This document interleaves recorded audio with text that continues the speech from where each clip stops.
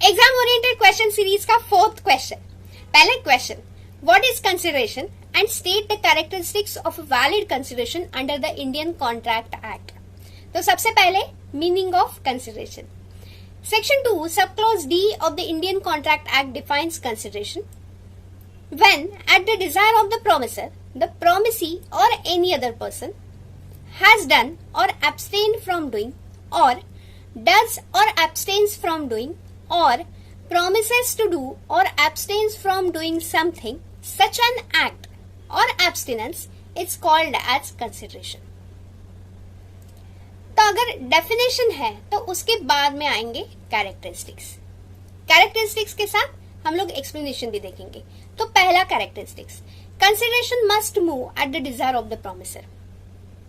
तो यहाँ पर प्रोमिसर प्रोमिसी कौन है आपको पता है? चलिए एक एग्जांपल से समझते हैं। मुझे अपनी ये पर्स बेचनी है 500 रुपीज में।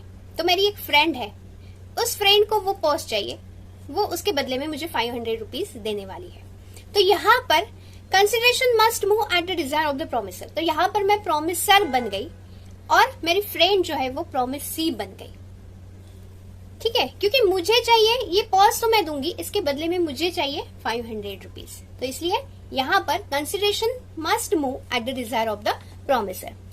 सेकंड है consideration must proceed either from the promisee और any other person.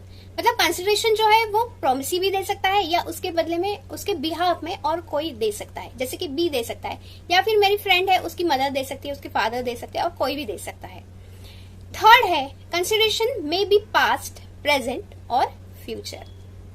Fourth, consideration must be lawful. Consideration जो है वो लॉफुल होना चाहिए। अनलॉफुल कंसिडरेशन है तो उसे वैलिड कंसिडरेशन नहीं माना जाएगा। उसके बाद है it must be real and having some value in the eyes of law.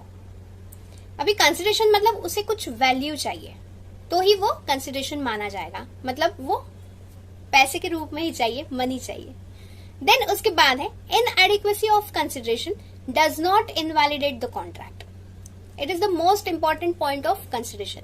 मतलब कंसिडरेशन जो है वो इनएडिक्वेट है, मतलब इनसफिशिएंट है, तो उससे वो कॉन्ट्रैक्ट जो है वो इनवैलिड नहीं होगा।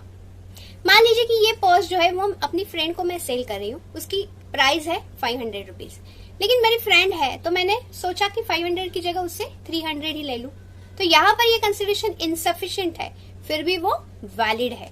मतलब वहां पर कुछ प्रपोर्शन नहीं दिया है कि इस प्रपोर्शन में आपको कंसिडरेशन मिलना चाहिए।